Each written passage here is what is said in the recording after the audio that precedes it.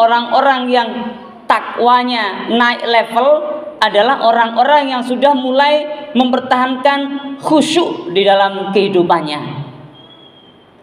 Secara bahasa, khusyuk itu merendahkan diri atau menundukkan, muradifnya khudu', menundukkan diri kita di hadapan Allah. Itu khusyuk. Jadi khusyuk bukan fokus, tapi khusyuk menundukkan, merendahkan, menyerahkan jiwa dan raga kita di hadapan Allah Subhanahu wa taala. Bagaimana cara khusyuk? Hadirin asadakumullah, dalam kitab-kitab terdahulu banyak diberikan cara oleh para alim ulama. Salah satunya kita perlu tahu bacaan yang kita baca ketika khusyuk itu kita ingin hadirkan dalam sholat kita. Tahu arti bacaannya, melakukan tumakninah, kemudian menghadirkan Allah dalam kehidupan kita, membesarkan, mengagungkan Allah dengan ciptaannya, malu atas nikmat Allah yang begitu banyak tapi ibadah kita yang begitu sedikit, dan lain-lain. Itu cara khusyuk bila dalam sholat. Di luar sholat, ayyuhal hadirun asyadukumullah, bukan berarti syariat khusyuk tidak ada. Karena khusyuk itu arti awalnya adalah merendahkan diri kita kepada Allah. Lalu bagaimana caranya? Maka disebutkan dalam Al-Quran, cara khusyuk itu adalah dengan zikrullah, dengan mengingat Allah. Ya.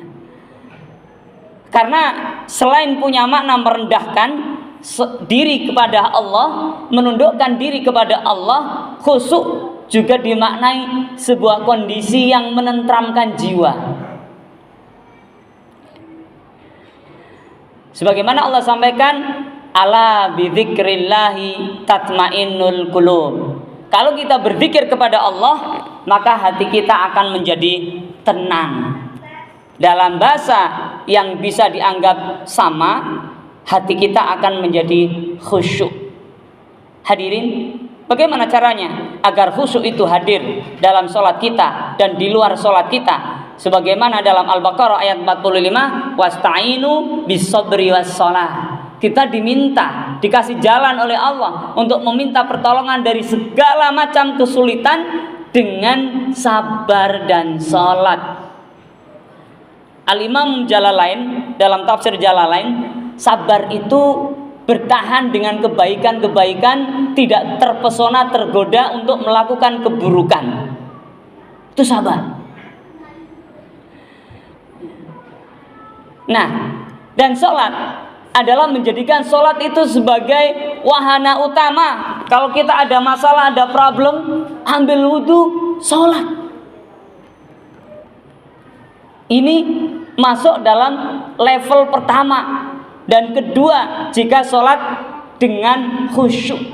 Bagaimana caranya agar khusyuk berada di luar sholat pula? Maka baginda Nabi mengaitkan hal tersebut, yaitu dengan ihsan. Dengan ihsan. Ketika dalam sebuah hadis dijelaskan apa itu iman, apa itu Islam, apa itu ihsan. Kemudian Rasul menjelaskan al-ihsan an ta'budallah ka'annaka tarahu fa illam takun tarahu fa innahu yaraka. Jadi ihsan adalah menyembah Allah, beribadah kepada Allah seakan-akan engkau melihat Allah. Jika tidak mampu melihat Allah, maka seakan-akan engkau diawasi oleh Allah. Bagaimana melihat Allah yang dimaksud? Hadirin ayyuhal hadirin asyadukumullah, melihat Allah itu tentu tidak melihat wujudnya Allah. Tidak mampu kita melihat wujudnya Allah. Bumi yang begitu besar aja kita tidak mampu lihat. Harus naik ke langit dulu untuk lihat bumi kita. Belum lagi alam semesta yang begitu luar biasa, maha dahsyatnya. Kita tidak mampu melihat Allah.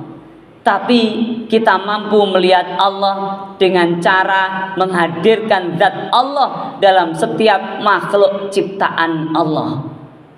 Sederhananya, kalau kita lihat sesuatu, kaitkan dengan Allah. Jangan tinggalkan Allah. Praktek gampangnya, setiap lihat sesuatu, doakan dia kepada Allah. Maka otomatis akan nyambung ke Allah.